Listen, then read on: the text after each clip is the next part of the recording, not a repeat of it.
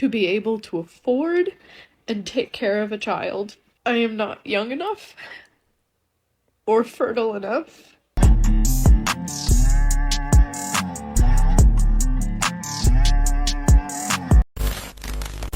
Toda escolha uma renúncia, né? Falamos muito aqui sobre a autorresponsabilidade masculina, que assim como você escolhe as pessoas que vão estar ao seu lado, amizades e relacionamentos amorosos, você também, quando escolhe uma vida mais solitária e escolhe envelhecer sem esses vínculos, há também um outro peso que geralmente não é calculado pelas pessoas, que geralmente subestimam demais a solidão quando são novas. E agora chegou a mim, agradeço ao camarada do Espectro Racional Felipe por ter indicado esse vídeo, a mulher que se arrependeu de uma vida onde ela investiu na carreira. Acompanha comigo esse relato e vamos depois dialogar um pouco sobre isso.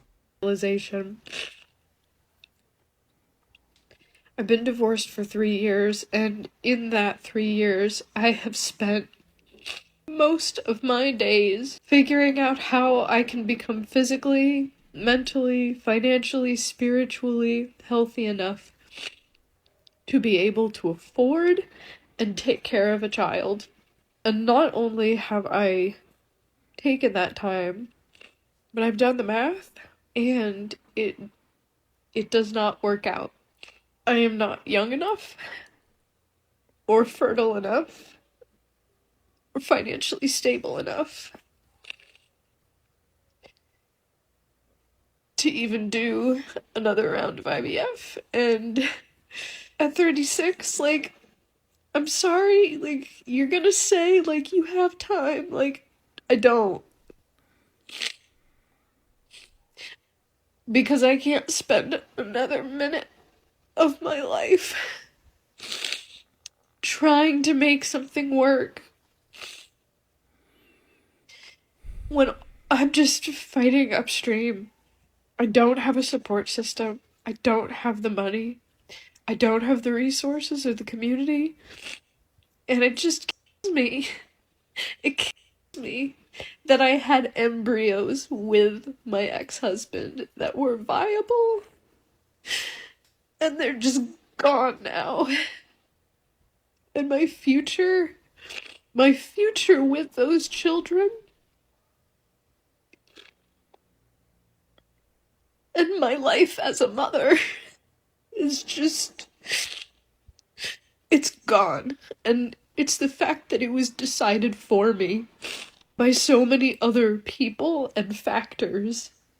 And that's what kills me. Because it was not my choice. And I'm angry. I'm heartbroken. Pois é, acabou que ao longo da vida ela priorizou a carreira.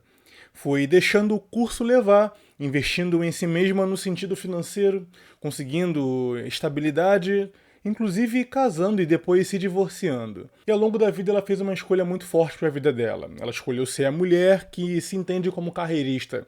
E aquela mulher que dedica exclusivamente ao trabalho, né, que abraçou a ideia de modernidade e independência feminina nesse ponto, né, e claro, né, com toda a razão, não pode ser uma pessoa dependente de outra em um nível em que você fica realmente refém do outro, mas ela acabou levando isso para além dos 20, para além dos 30, para além dos 35. E antes mesmo do 40, ela já está com esse sentimento de que perdeu a sua janela de fertilidade para realizar o sonho dela de ser mãe. O mais curioso é que ela tirou um pouco o dela da jogada, no sentido de achar que não tinha opções ou escolhas. Eu acho que é complicado a mulher se isolar nesse sentido emocional e achar que ela foi vítima das circunstâncias ou do mundo. Isso é complicado demais. Homens também fazem isso, tá? Mas nesse caso aqui de análise, eu acredito que ela está jogando a culpa e terceirizando para o acaso, para o destino, para a carreira, para o contexto. Mas muitas das vezes o que acontece é que ela acaba sendo refém dos seus próprios critérios para escolher que tipo de homem é o mais interessante para ser o pai dos filhos dela ou algo assim, ou se restabelecer emocionalmente na vida. Nesse ponto aqui, aparentemente, a ideia de que a responsabilidade, quando bate na porta de algumas mulheres quanto às suas escolhas, acaba não sendo respeitada, é um pouco verdade, né? Dá a entender que ela realmente coloca a culpa na carreira e nas questões do todo, ao invés de simplesmente se entender que não, apareceram homens na minha vida e eu ativamente escolhi não entendê-los como parceiros interessantes para mim. E tudo bem, mas aparentemente ela não entendeu dessa forma, entendeu que os critérios que ela tinha para escolher ou não a carreira, entre a carreira e um parceiro, eram coisas do acaso, coisas das circunstâncias. Para ela, talvez, fosse tão natural rejeitar pretendentes, encontros, festas e happy hours, que chegou um ponto em que ela, opa, e agora, é claro, é interessante trazer isso para a vida do homem também. Muitos homens adiam a ideia de família ou de casamento quando são muito novos, seja porque descobriu que a coisa não é assim tão cor-de-rosa, seja também porque acaba focando na sua vida mais solteirona, certo? Focado só em si mesmo e tudo mais. Mas é sempre bom colocar no cálculo o homem que envelhece que ele deve sim colocar na equação família, no sentido de, tá, o que acontece se eu não formar uma, com o meu emocional a longo prazo, com as minhas ânsias a longo prazo? Se você deixar essa discussão séria de você consigo mesmo para depois, você vai acabar sendo uma versão masculina desse tipo de mulher, mas talvez com menos lágrimas diante das câmeras, mas usando outros escapes danosos como uma fuga da realidade de uma vida que você não gostaria de estar vivendo. De repente, nos 45 ou nos 50 anos, começar a pensar sobre a ideia de que não haverá ninguém no seu leito de morte, que o seu legado ou algo assim terminará com você. Claro, essa discussão para a mulher chega mais cedo, né? Entre seus 30 e 35, ela tem que realmente colocar na equação o namoro, o noivado. Você pensa comigo, pô, 36 anos, Ricardo, ela não parece ser tão velha assim, ela poderia rebobinar e focar ainda em ter uma família. Mas ela já está considerando algo que homens e mulheres na juventude não consideram. Que é colocando justamente o processo de conhecer alguém interessante até chegar ao ponto de ter um filho. Que é o quê? O date, aí conhece a pessoa, a moral, a família, o caráter. Aí depois disso vira um relacionamento. De um relacionamento passa mais alguns meses ou anos se conhecendo para depois noivar, planeja tudo aquilo de casamento para depois a ideia do filho vir. Então, bem ou mal, ela está numa posição de entender esse processo como algo responsável, né? Ela poderia arranjar qualquer cara, ter o filho aí que quisesse, e depois dar um pé na bunda dele, ou enfim, ser alguém que não tivesse uma boa índole. Mas ela realmente está considerando na equação o processo natural de conhecer alguém legal. Claro que o erro dela, na minha opinião, é colocar para o mundo as escolhas que ela teve. Que foi focar na carreira, cada pós-graduação, doutorado, mestrado que ela foi fazendo, foi uma escolha deliberada, né? Uma espécie de fetiche pela ideia de que seus diplomas são seus troféus ou definem o seu valor, ou o valor dela como mulher. Você já teve essa discussão séria consigo mesmo em algum momento?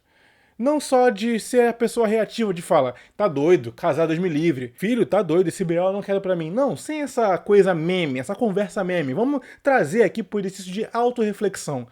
O que vai acontecer com o meu emocional no longo prazo, caso eu realmente decida abdicar disso tudo? Quando nós somos jovens, é fácil ir levando, porque nós somos colocados em situações sociais onde não pensamos que a solidão é algo ruim, já que nós somos sempre forçados a socializar, a nos relacionar, a estar com pessoas. Pensa comigo, faculdade, colégio, trabalho, coisas assim. Mas depois que você começa a dar um slowdown, né, começa a dar um freio na sua vida social e pensa, agora, tá, eu não sou mais obrigado a ativamente interagir com as pessoas. Eu já consegui uh, a minha estabilidade material e tudo mais. E agora? Essa vai ser a minha vida, essa quietude aqui? Tenha essa conversa consigo mesmo. Ninguém aqui está pregando estilo de vida A ou B. Mas é aquilo. Escolhas e renúncias. Não, não terei filhos. Não, não terei esse tipo de legado. Não, não terei uma vida familiar. Não, meus rituais a partir dos meus 45 ou 50 anos serão extremamente solitários no sentido de uma vida, né, morando só. Não que você não vá ter amigos, mas aquela rotina, micro-rotina, certo? De não ter aquela rotina dividida a dois, certo? Ok, essa vai ser a minha vida. A partir daí, você então respira, absorve e segue firme, segue reto. Uma das maiores causas de aflição no homem e na mulher moderna é achar que tem todo o tempo do mundo e achar que tem todas as opções do mundo. Mas você não tem todo o tempo e todas as opções do mundo. E aí quando chega a real, cai a ficha, aí gera crises como essa. Mulheres geralmente resolvem suas questões conversando, chorando, desabafando, como o caso da querida aqui. Mas os homens geralmente são mais agressivos consigo mesmos, começam a ficar viciados em algumas substâncias, bebida, coisas assim, para ter um escape para evitar pensar naquilo que mais o incomoda. Não seja esse camarada. Pense agora, com racionalidade. Eu sei, foi um convite pesado, né? Inclusive para além do meme do homem e da mulher solteira que se arrepende e tal. Mas a gente está trabalhando nosso emocional aqui. Temos que ser justos também. E se você for esse homem que aos 40, 50 está só, não teve a experiência de uma família nem ao ponto de divorciar-se, como você seria? Como está o teu emocional para isso, camarada? Eu sou o Ricardo Tomé, falando e escrevendo pelo Conselho. Se inscreve aqui no nosso canal, fique conosco, certo? Até a próxima.